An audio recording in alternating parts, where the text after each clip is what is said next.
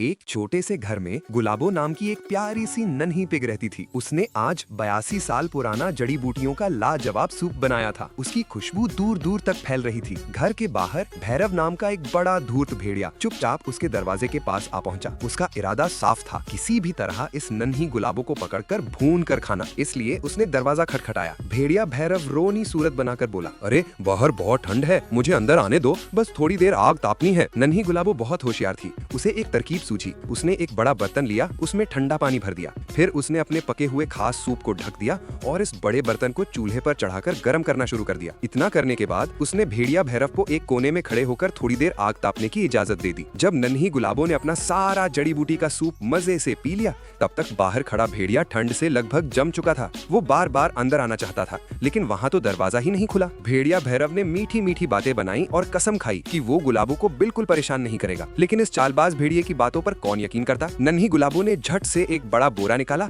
जैसे ही भेड़िया भैरव अंदर आया, नन्ही गुलाबो ने उसे उसी बोरे में कसकर बांध दिया। फिर क्या था, उसने चूल्हे पर रखा खौलता पानी उस बोरे पर उलट दिया। इससे भेड़िया भैरव बुरी तरह जल गया और उसका रंग रूप बिल्कुल बदल गया। नन्ही गुलाबो तेजी से पेड़ पर चढ़ गई। बेचारा भेड़िया भैरव दर्द से उछलता और अपने शरीर को जोर से झटकता रहा। झटकते झटकते उसके शरीर के सारे बाल झड़ गए। वो गंजा भेड़िया बन गया। उसके शरीर पर पहनने के लिए एक धागा भी नहीं बचा। नन्ही गुलाबो ऊपर से बेफिक्र होकर हंस रही थी।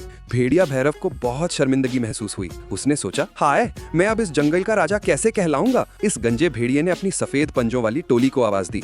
ये सब मिलकर गुलाबो को पेड़ के ऊपर से नीचे लाने की तैयारी करने लगे। भेड़िया भैरव ने टोली के दूसरे भेड़ियों को देखा जो पेड़ पर चढ़कर गुलाबो को पकड़ने की कोशिश कर रहे थे। लेकिन फिर वो सोचने लगा, क्या मैं अकेला ये काम नहीं कर सकता। इस बात ने एक भेड़िए के अंदर का जुनून जगा दिया। उसने अपनी आस्तीन चढ़ाई और खुद पेड़ पर चढ़ना शुरू कर दिया। जब वो गुलाबो को पकड़ने ही वाला था, नन्ही गुलाबो चिल्ला कर बोली, गरम पानी लाओ, इस गंजे भेड़िए पर खौलता पानी डालो। गंजा भेड़िया ये सुनते ही इतना डर गया कि वो तुरंत पीछे भागा और अपनी टोली के साथ वहाँ से दूर भाग खड़ा हुआ। बस उस दिन से जंगल में किसी की हिम्मत नहीं हुई कि नन्ही गुलाबो से कोई पंगा ले। बच्चों, तुम ही बताओ, इतनी होशियार गुलाबो को देखकर क्या कोई उसे खाने की सोच भी पाएगा।